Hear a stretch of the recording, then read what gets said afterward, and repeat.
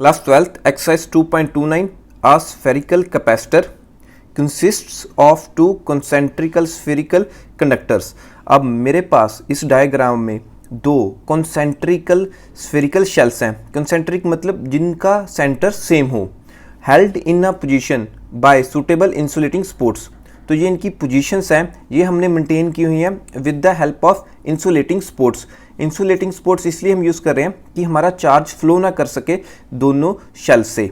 सो हमें फाइंड क्या करना है, show that the capacitance of a spherical capacitor is given by C is equal to 4 pi epsilon naught R1 into R2 over R1 minus R2 where R1 and R2 are the radii of outer and inner spheres respectively. तो उसने कहा जो मेरे पास inner sphere है उसका radius आ गया R2, जो मेरे पास आउटर स्फीयर है उसका रेडियस आ गया R1। लेट मैं अब इनर शेल को नाम दे लेता हूँ A और आउटर शेल को नाम दे लेता हूँ B। Like A shell has radius R2 and B shell has radius R1।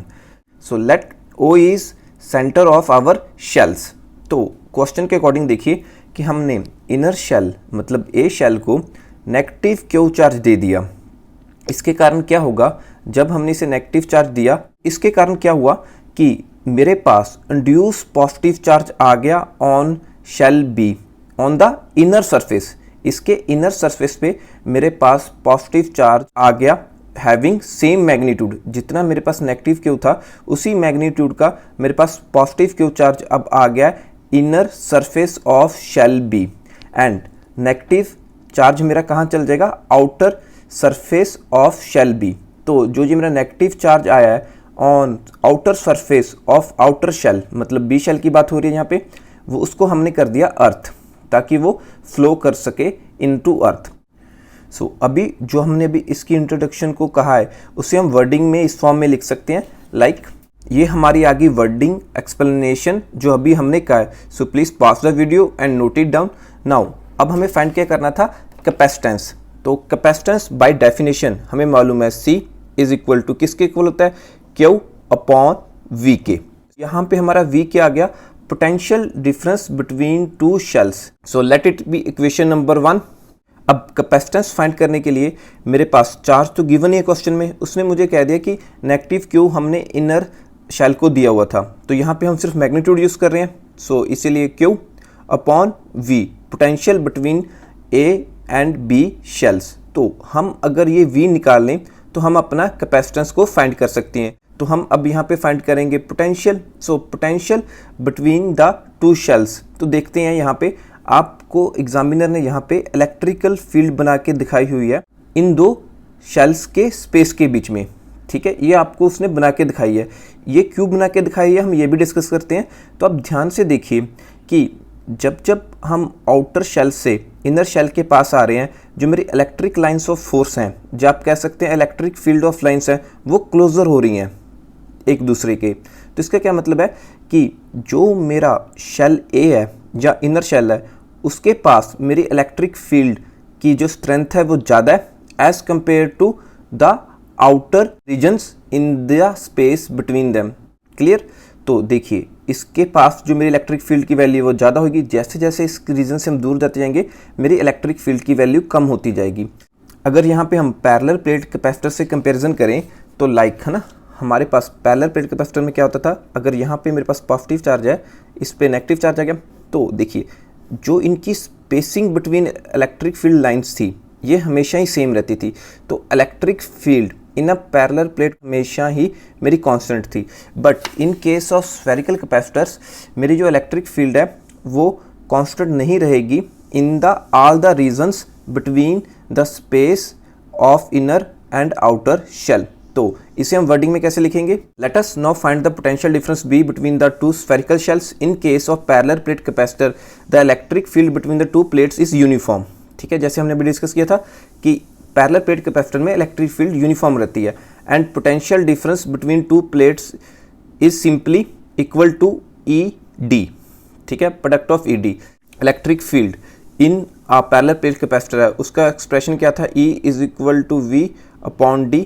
So potential simply product आ जाएगा E और D का। Here in a space between two spherical shells the electric field is not uniform, जो अभी हमने discuss किया था कि इनर शेल के पास आते आते लाइन क्लोजर आ रही है, ठीक है, इनर शेल से दूर जाते जाते मेरी लाइंस थोड़ी सी डिवर्ज हो रही हैं, मतलब एक दूसरे से दूर हो रही हैं।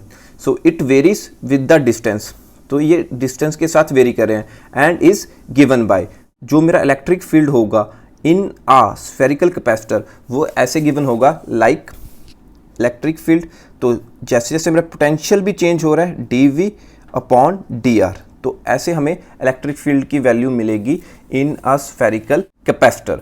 तो हमें क्या निकालना था, potential, so dv is equal to मेरे किसके बराबर आ जाएगा, E इंटू dr। अब मुझे अगर इलेक्ट्रिक फील्ड की वैल्यू पता हो, किसी भी पॉइंट पे आप बात कर सकते हैं बिटवीन द स्पेसिस, तो मैं v को कैलकुलेट कर सकता हूँ। तो यहाँ पे हमने सिर्फ मैग्नीट्यूड की बात की थी कि अगर हम मैग्नीट्यूड देखें इलेक्ट्रिक फील्ड का, अब मुझे पोटेंशियल डिफरेंस फाइंड करना है due to whole space between the two shells. तो अब मैं इसे कैसे फाइंड कर सकता हूँ, with the help of integrating it with suitable limits. इसे हम क्वेश्चन मान लेते हैं 2, मैं इसे क्या कर दूंगा, integrate with proper limits on both sides. तो हमने v को क्या कहा था कि potential difference between the two shells, तो अगर मैं dv का इंटीग्रेट करूं तो ये मेरे पास आ जाएगा v इज इक्वल टू, अब integration with r2 to r1, यही मेरे पास स्पेस आएगी, r1 से माइनस r2 कर दूं तो ये मेरे पास बिटवीन स्पेस आएगी जहां पे मुझे वैल्यू फाइंड करनी है पोटेंशियल की। So between limits r2 to r1 E dr, let it be equation number 3। So अब पोटेंशियल फाइंड करने के लिए अब मुझे क्या चाहिए, सिर्फ E की वैल्यू, इलेक्ट्रिक फील्ड की value in a region between two shells. तो उसे फाइंड करने के लिए यहाँ पे हम कंसेप्ट यूज करेंगे ऑफ गॉसियन सरफेस। तो लेट मैं यहाँ पे कोई P पॉइंट मान लेता हूँ, स्पेस कोई पॉइंट P है in a space between two shells, तो उसका रेडियस फ्रॉम सेंटर, ठीक है, हम उसका रेडियस सेंटर से मान लेते हैं कि इसका रेडियस सिंपली r है। तो हम यहाँ पे एक गॉसियन सरफेस ड्रा कर लेंगे, लाइक मैं डॉटेड से आपको दिखा लेता हूँ कि मैंने एक गॉसियन सरफेस ड्रा कर ली, ठीक है। तो इसे हम वर्डिंग में कैसे लिखेंगे उसको भी देख लेते हैं।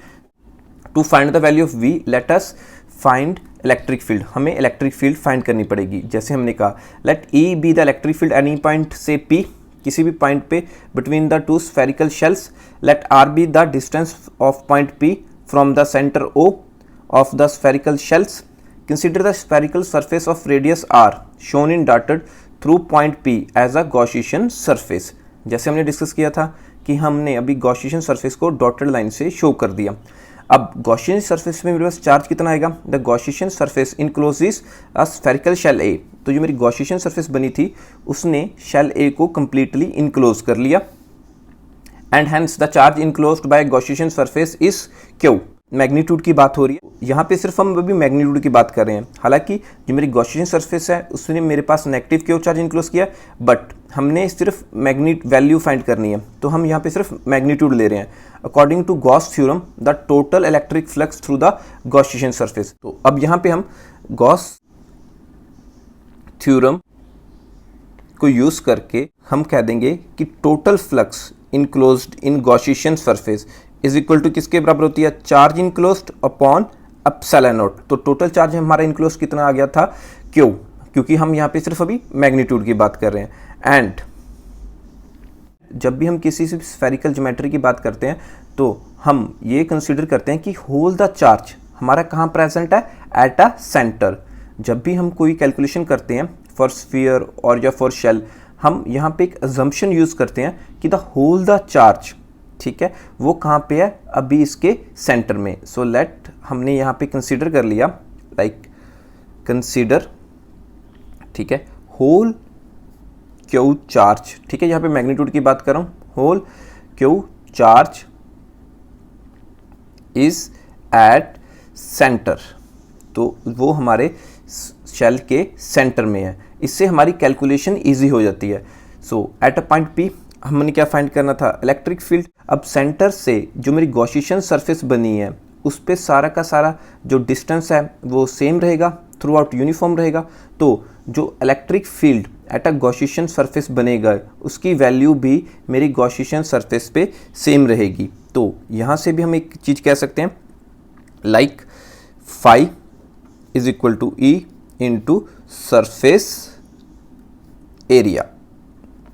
ठीक है, by definition of electric flux. Electric flux किसके बराबर होती है? Electric fields normal to surface. तो अब देखिए जो मेरी इलेक्ट्रिक फील्ड्स आ रही हैं मेरी गॉसियन सरफेस के नॉर्मल ही आ रही है क्योंकि ये स्फेरिकल है। क्लियर? तो सिंपली हम इस फार्मूले में वैल्यू सब्स्टिट्यूट कर देते हैं। So phi is equal to E. अब देखिए सरफेस एरिया ऑफ मेरी गॉसियन सरफेस क्या होगा? अब ये स्फीयर ही बनी है, जो मेरी गॉसियन सरफेस बनी है वो स्फेरिकल ही बनी है, तो ये आ जाएगा 4 pi are square having radius इसका आर। तो लेट इस इक्वेशन को जो गॉस थ्योरम थी उससे हम दे लेते हैं 4, और ये जो हमारी इक्वेशन अभी हमने ड्राइव किया लेट इसे हम नंबर दे लेते हैं 5। फ्रॉम 4 एंड 5 हम क्या कह सकते हैं कि E into 4 pi are square is equal to Q upon epsilon naught, क्योंकि बोथ लेफ्ट हैंड साइड्स मेरे 5 के इक्वल आ रही थी। तो इसे अब मैं रीअरेंज करके लिखूं तो E इज इक्वल टू कितना आ जाएगा 1/4 pi are square q upon epsilon naught. तो इसे हम फर्दर रीअरेंज करें तो ये बन जाएगा मेरे पास 1/4 पाई एप्सिलॉन नॉट इसके साथ ले लेते हैं, सो क्यू अपॉन आर स्क्वायर। तो ये मेरी इलेक्ट्रिकल फील्ड की वैल्यू आ गई। तो देखिए अब मेरे पास इलेक्ट्रिक फील्ड आ गई, तो मैं इलेक्ट्रिक फील्ड को कहाँ सब्स्टिट्यूट कर दूँ? In equation 3। So my V is equal to कितना आ जाएगा? लिमिट्स किया है मेरी R2 to R1 1/4 pi epsilon naught Q upon R square. तो E की वैल्यू मेरी सब्स्टिट्यूट होगी, तो क्या बच गया? साथ में dr। तो देखिए इंटीग्रेशन में इस चीज को हम कहते हैं ऑपरेटर।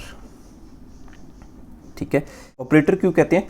कि यही ऑपरेट करेगा मेरे इंटीग्रेशन को। तो अब देखिए जिस dr ऑपरेटर है तो जो मेरी r वाली टर्म है वही चेंज होगी, बाकी सारी कॉन्स्टेंट्स होंगी। वैसे भी हमें मालूम है 1/4 पाई एप्सिलॉन नॉट की वैल्यू कांस्टेंट होती है, तो हमें मालूम है जो चार्ज हमने नेगेटिव क्यू दिया था उसका मैग्नीट्यूड तो क्यू आ गया, वो भी कांस्टेंट है, हमने एक फिक्स चार्ज इसको दिया था। So potential is equal to, तो जो मेरे कांस्टेंट टर्म्स हैं वो इंटीग्रेशन से बाहर आ जाएंगे। सो 1/4 पाई एप्सिलॉन नॉट बाहर आ गया, साथ में क्यू चार्ज भी बाहर आ गया, तो क्यू, तो ये बन गया Q/4 pi epsilon naught. So limits R2 to R1, तो अंदर मेरे पास क्या बच गया? 1/r square into dr। इस इक्वेशन को मैं इस फॉर्म में भी लिख सकता हूँ V is equal to Q upon 4 pi epsilon naught integration limits R2 to R1 and 1/r square को मैं लिख सकता हूँ r raise to power -2 into dr। हमने कुछ नहीं किया, हमने बस पावर ऊपर ले आके इसे नेगेटिव में रख लिया। तो अब हमें इसकी इंटीग्रेशन करनी है r raise to power -2 into dr। तो देखिए इंटीग्रेशन का एक फार्मूला होता है, जस्ट अ बेसिक फार्मूला कि लाइट है ना, अगर मेरे पास कोई x है उसकी पावर n है, उसकी हम इंटीग्रेशन कर देंगे विद रिस्पेक्ट टू dx। तो इसका क्या फार्मूला होता है कि जो x है उसकी पावर n थी, n में एक प्लस हो जाएगा, सो x over n+1 divided by जितनी पावर बनी n+1। अगर साथ में हमें लिमिट्स दी हुई हैं, लाइक इसकी लिमिट्स a है और इसकी b है, तो ये लिमिट्स साथ में ऐसे आ जाएगी a टू b, तो मतलब अपर लिमिट माइनस लोअर लिमिट। इसे हम बाद में सॉल्व करके आपको दिखा देंगे। तो यहाँ पे मेरे पास क्या था? r raise to power -2। तो अगर यही फार्मूला यूज़ करते हैं हम यहाँ पे इज इक्वल टू, तो मेरे पास क्या आ जाएगा? Q upon 4 pi epsilon not. ठीक है, अब यहाँ पे हमारा इंटीग्रेशन सॉल्व हो रहा है, तो r रेज टू पावर -2, तो यहाँ पे पावर में प्लस करना था 1, और यही पावर हमने एज सच ही नीचे लिख देनी थी -2 + 1। तो limits like R2 R1 my upper limit, R2 is my lower limit. हाँ, ये जो मेरा फार्मूला अभी हमने लिखा है ये सभी के लिए वैलिड है, सिर्फ n इज इक्वल टू -1 के लिए ये मेरा वैलिड नहीं है। क्लियर? सो अब इसे फर्दर सिंप्लीफाई करें। So my potential is equal to Q upon 4 pi epsilon not.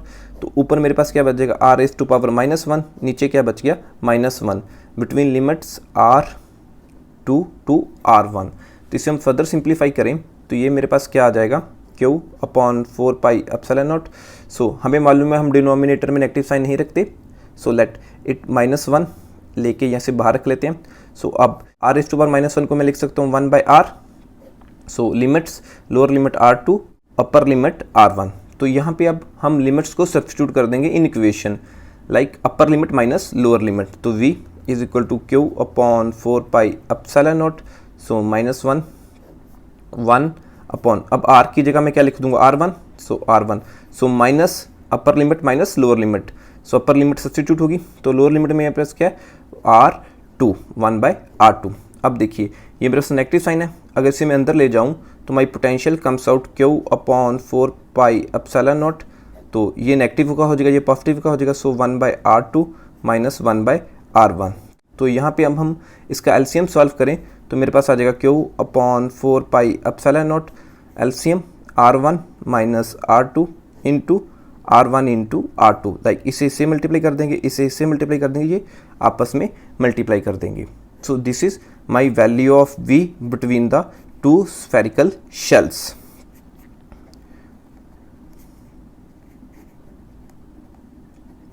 ठीक है, तो ये मेरे पास पोटेंशियल की वैल्यू आ गई बिटवीन टू स्फेरिकल शेल्स।